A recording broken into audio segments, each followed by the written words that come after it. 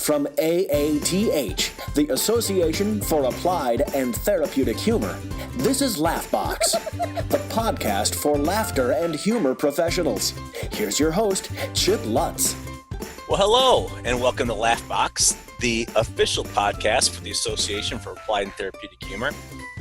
Today, I get to talk to a good friend of mine, Izzy Gesell. Izzy is a super funny guy, one, but he also is an organization alchemist, which we'll get into a little bit, hopefully. And, I've had the opportunity to, hear him speak and talk to him a few times, and I know we're going to get a lot from the conversation we're going to have today. So welcome, Izzy, to Laughbox. Thank you, Chip. I'm practicing. I like that because there was a tad bit of sarcasm in the laugh. I like that. It's the New Yorker. No. So, well, the sarcasm can only be achieved with two people. That's true.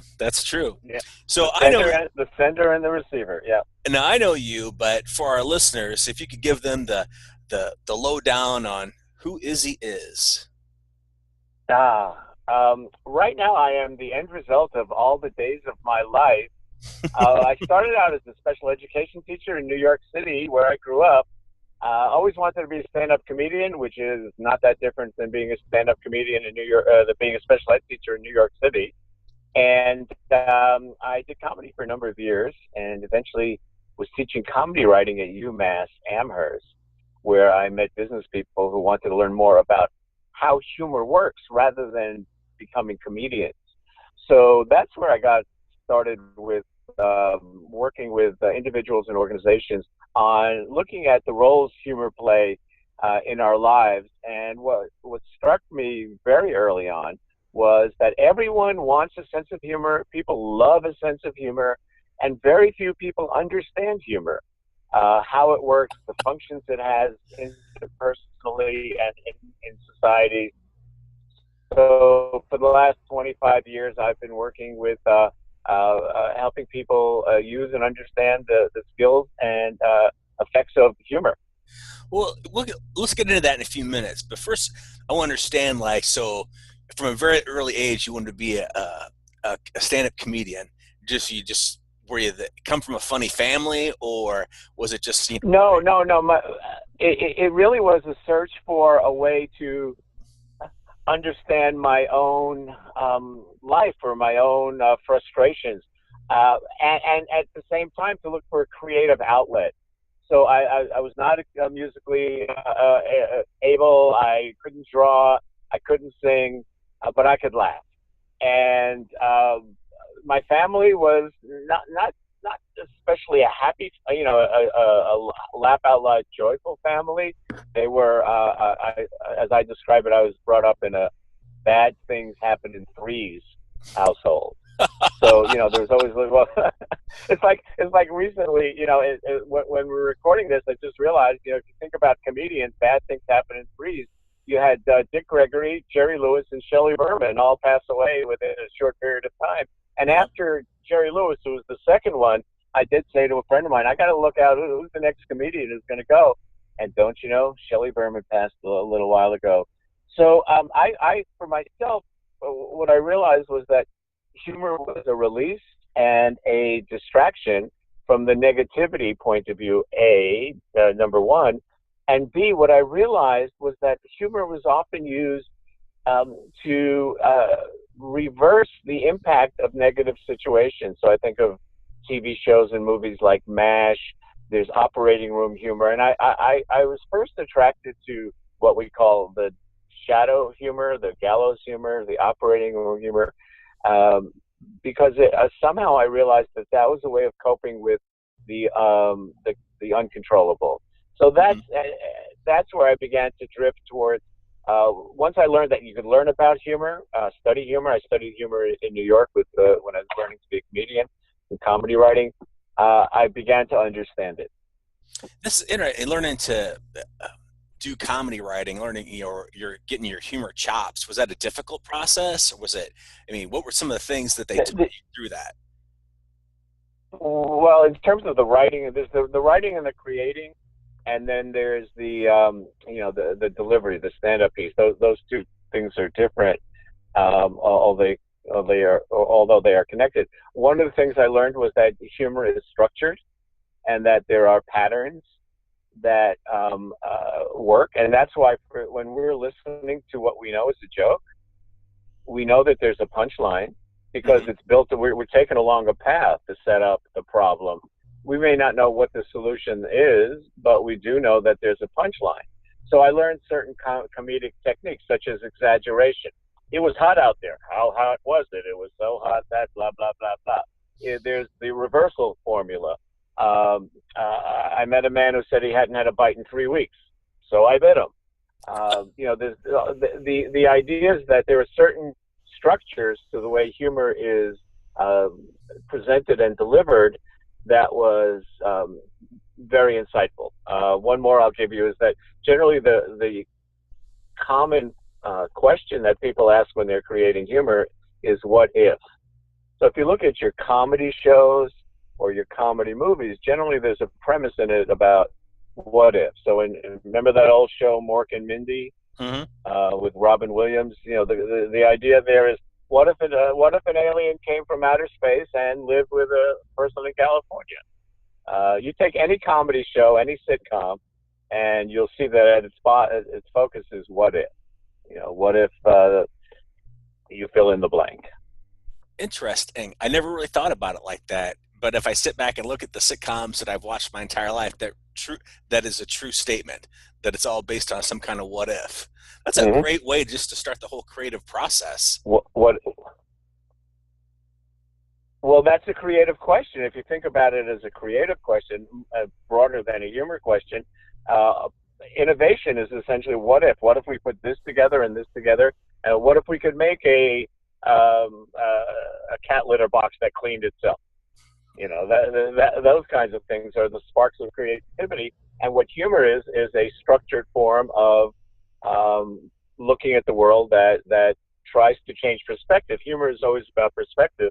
And the essence of the question, what if, is a change in perspective question. What if this was like this? What are some of the bigger barriers you find people have in finding the humor in their current situation? Ask me that again, Chip. Well, because I just think about some of the trials and tribulations people go through, and that sometimes, for people like you and me, it's easy for us to see the humor in it, or try to use humor to reverse it a little bit. What are some of the barriers people face in finding that humor, using it as a tool?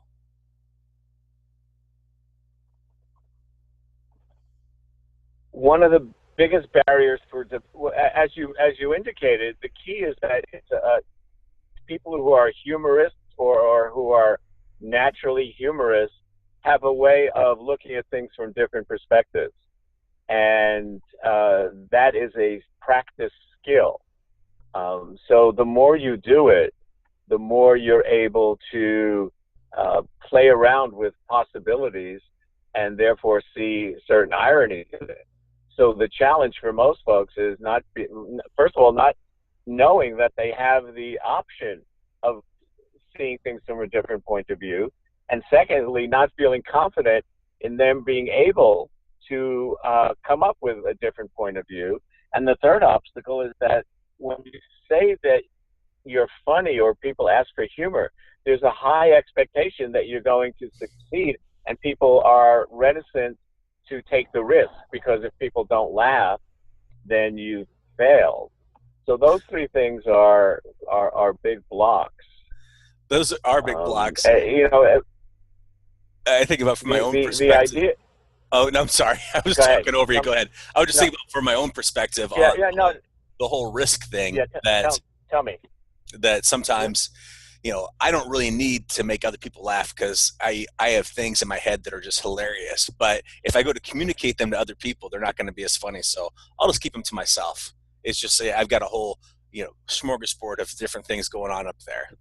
So I do it just to make myself laugh. Yeah, we do it to ourselves. Yeah. There's a difference to having humor for yourself than trying to make other people laugh. And you're right that sometimes things just need to be kept to ourselves, because the delivery part of humor is that you have to know the audience. There's the matter of timing, there's the matter of relevance, and there's the matter of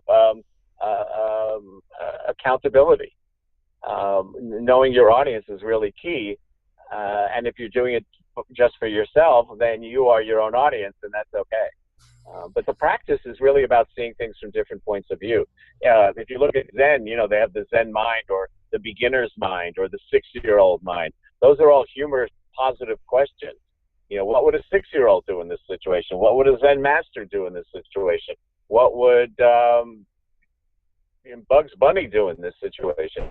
Mm-hmm. All of those give you different possibilities. And that's where the humor is effective, in showing you different possibilities. So that's one way we could look at it, as far as, trying to get out of our own head and away from the obstacle. One way to practice humor would be to look at it from, those 3 different perspectives you gave, or any perspectives. What are some other tools people Right. can use to twist it around to try to find the humor in a humorless situation? The biggest block for most folks is to differentiate between the things that they think might be funny, and the question we ask ourselves is, well, how can I use this? When I teach comedy, or when I'm working with speakers or business people on developing humor in speeches, the first lesson is, whenever you carry a notebook, you capture humor when it comes into you. Humor could be irony, humor could be some overheard conversation that makes you laugh or smile, and then you write it down. And then resist the urge to say, how am I going to use this? So the idea is, you want to collect seeds, you want to collect sparkles of humor, and the delivery of humor is about the craft, or the idea about, how am I going to position this? What relevance does it have to the audience? Mm-hmm. So if you're writing a speech or making a story, you put up the situation, which is, you need a setup, you need characters, you need somebody or something that is a dilemma or a conflict, and you need a resolution to that piece. So all of those things come after the idea of what if. And then you put the what if, or the overheard comment, into a situation where that would make sense, but would have a different perspective. So if you look at overheard conversations, you can always hear, and they're funny because there's something that strikes you as humorous, and you can then use that in a different context when you're telling the story. Right. That kind of situation. And when I tell a story, I collect things, I'll write them down on pieces of paper, and I'll go through, and then I'll type them out. I have like a whole idea, a folder on my computer of different things. But the more I share a story, like especially if it was like a trial or tribulation I went through, it seems that the less that trial or tribulation has power over me, because I'm kind of making fun of it in a way.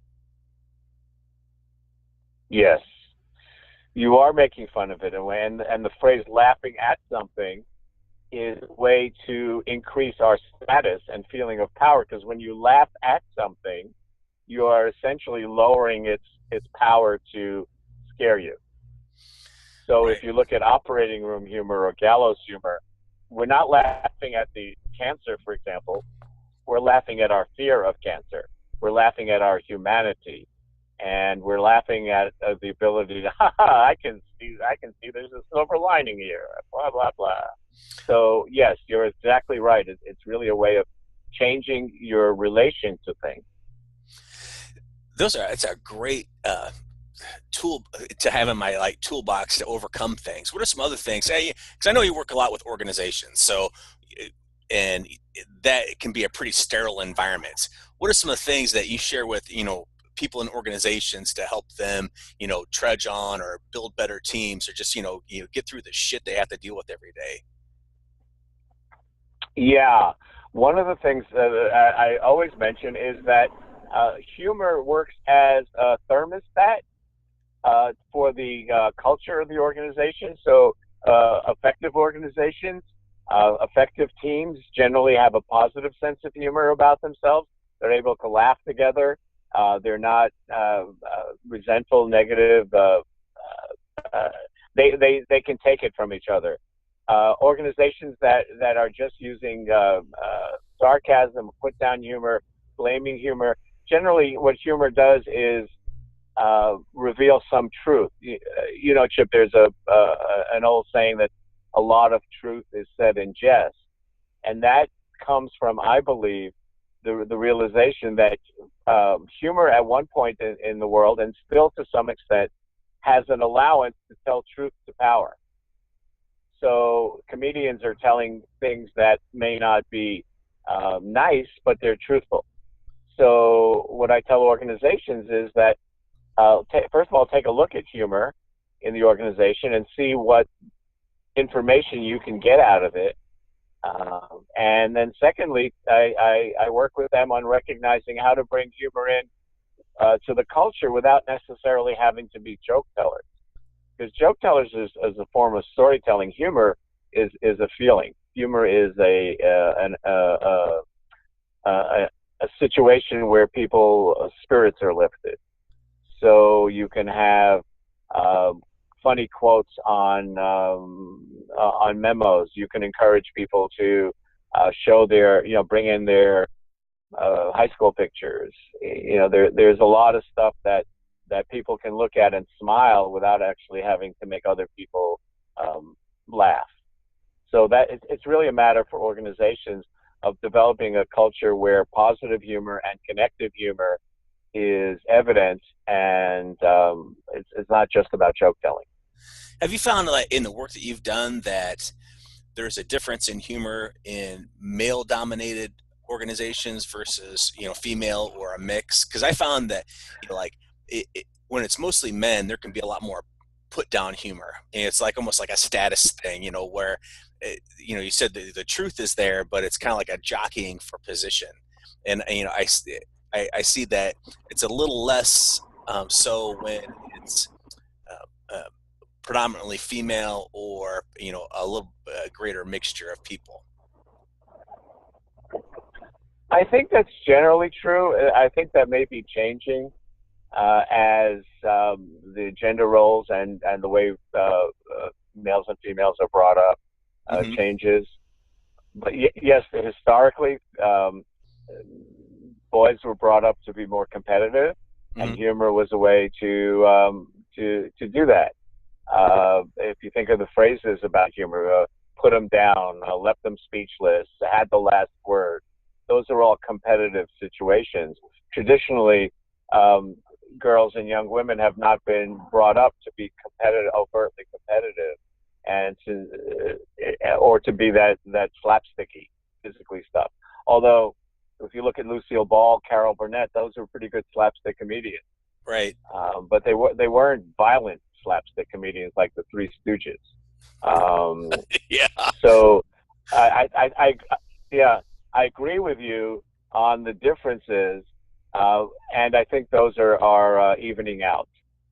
Now, because I know since you work with so many organizations, how does humor help facilitate communication a little bit better? Because I know that sometimes it greases the skids a little bit, but how have you seen that help teams communicate a little bit better? One of the ways is if people could laugh together at a difficult situation, they are able to absorb the reality of that situation a little bit better. It's not like I do remember one time being brought in to do humor in the workplace right before there was going to be a big layoff, and so that's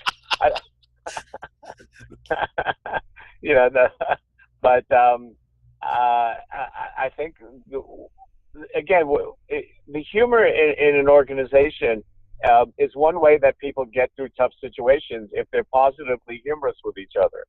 So if you have a culture where people can laugh, where people can enjoy things, where people can look at obstacles as difficult and challenging, but also being able to laugh at their frustrations and the challenges, then they're laughing together, which unites them, which makes them more able to be vulnerable with each other, which makes them more able to push against each other, which makes them more able to trust each other, and therefore have a better chance of going of riding the rocky waves with fewer people falling off the boat. I like that. I like the way you put it, 'cause the way you put it makes me think that, humor in essence builds trust within a team. It does. I mean, if you think about the attitude and the position that people take when they're laughing, we're sitting, we're nodding. When we hear something that's funny or we experience something that's funny, generally the position it's yeah, that's right. It's a moment of realization about the reality of the world. And when you have other people who see that reality with you, there's to my belief, an innate bonding in that we're connected in this difficult situation. And when you're connected in a difficult situation, you feel more hopeful because you're not alone. Plus, you have the access to more ingenuity and creativity and perspective. So your chances of surviving in a positive way increase. So if I'm working in an environment where, and I love the example you give of humor being kind of like a thermostat, and if my thermostat is off, I know that like you said, I can, just add some funny quotes or bring in some, some, pictures when we were younger. So what are some other tools that we can do to level out the thermostat so it's the right temperature? You can develop libraries or resources where people can go to sort of take a humor break.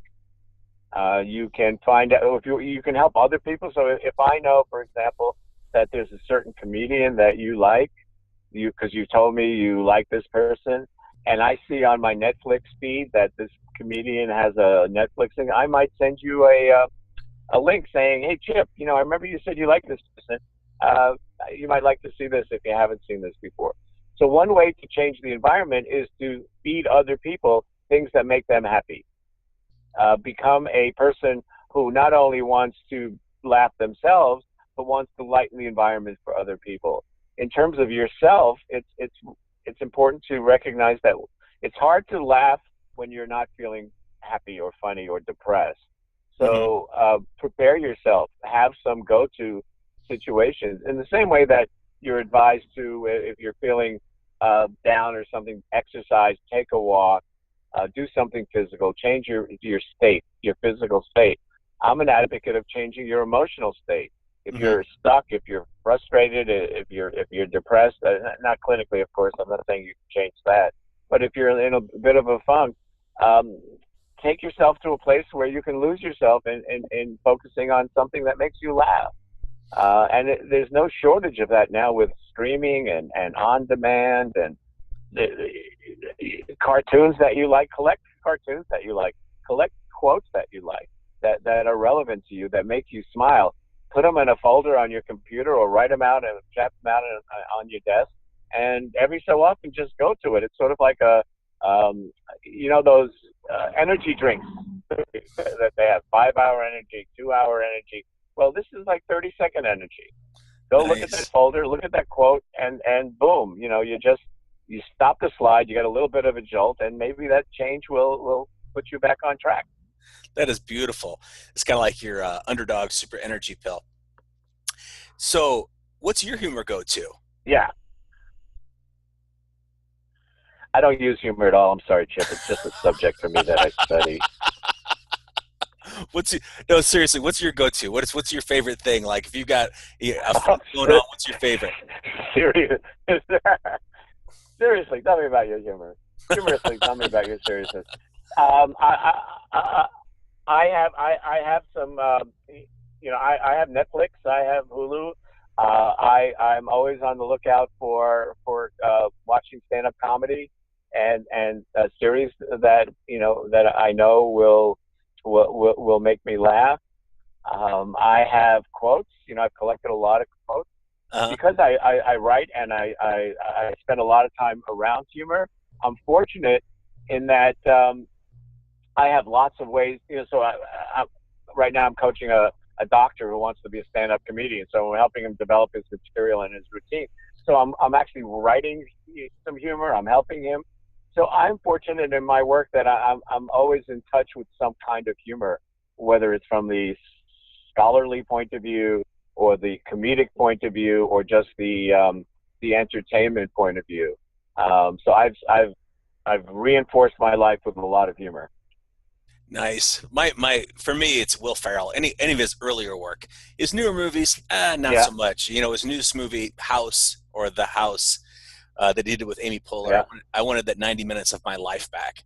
But yeah, his earlier work, Talladega Nights, Old School, those are all things that if I'm in a yeah, funk, or even on a Saturday Night, the Saturday Night Live special where it's just all Will Ferrell, I'll put that on yeah, Netflix. It doesn't make a difference how many times I've seen it. It makes me laugh, and that's my go-to right there. yeah. That's Yeah, my I have a go-to. number of go-to. I love the Monty Python movies. Yes. Some of the sketches are not that great, but the movies last pretty well. I've been watching Curb Your Enthusiasm, which is coming back on HBO in October, but they have some old episodes on HBO. So I'm revisiting some things. And the thing about humor, which we haven't really talked about in terms of changing the way you look at the world, when I look at the HBO list and there are like 10 or 15 old Curb Your Enthusiasm, I'm smiling when I'm looking for it because Mhm. my expectation has been raised. So I'm actually, without having to watch that show, the memory of the experience is enough to fuel me right now. So that's another tool we could use is just think about that experience that we have or have had in our Yes, past. that's why collecting quotes and jokes and humorous situations and writing things down, that is sort of it's like freeze-dried humor. All you got to do is add your vision or add your audio, and it pops right back up.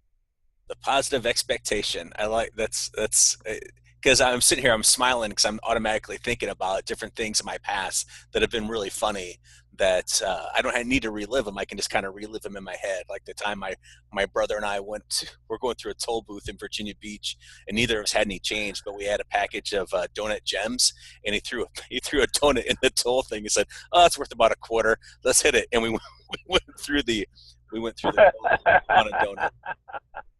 Exactly. The experiences in our life that are naturally funny, when they're collected, can go back over and over and over again.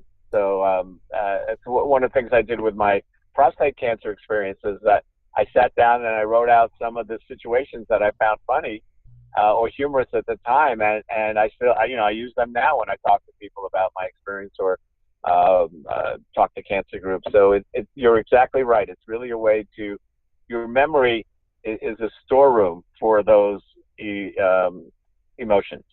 So what I hear you saying is that it really kind of gets down to making a conscious choice that we can focus in It's a on. practice. We can focus in and keep replaying the negative stuff in our head, or we can, like you said, make a practice of going back to the things that our folder of our list of things that are funny, going through that list in our head of the things that have been funny, writing down some of the absurdities of what maybe is currently going on, all really good things for us to use in order to Yep.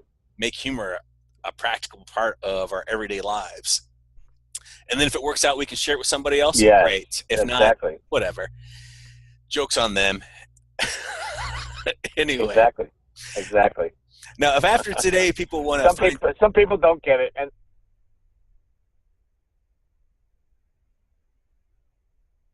I just want to make sure you're still there. Yes? yeah, I am. Oh, I am. okay. Yep. Okay. If after today people want to find you, where do they find you at? IzzyG.com, IZZYG.com. They can look me up on LinkedIn, Twitter at ImprovIzzy, IMPROVIZZY. The website is IZZYG.com. So, since you've been working on some comedy, anything you want to give us any humorous, comedy stylings of Izzy G today? You got anything you've been working on? Like, hey, this is awesome. I need to share it.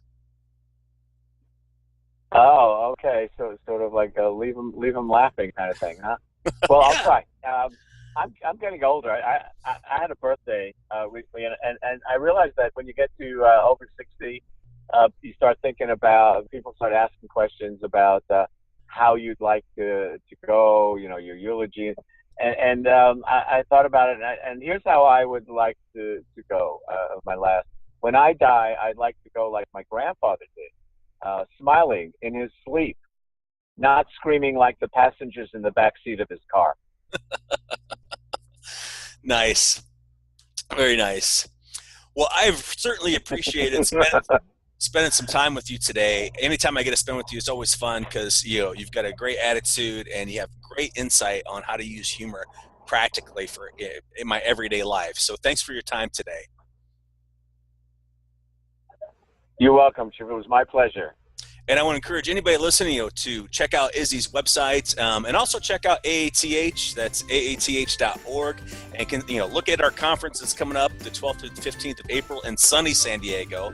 You're going to meet people, cool people like Izzy there. So again, thanks, my friends. You're welcome. This is Laughbox, the podcast for laughter and humor professionals. Laughbox is made possible by a grant from the National Speakers Foundation and is brought to you by AATH, the Association for Applied and Therapeutic Humor. Find out more at aath.org. Be sure to review Laughbox on iTunes. For show notes and more information about today's conversation, visit laughbox.aath.org.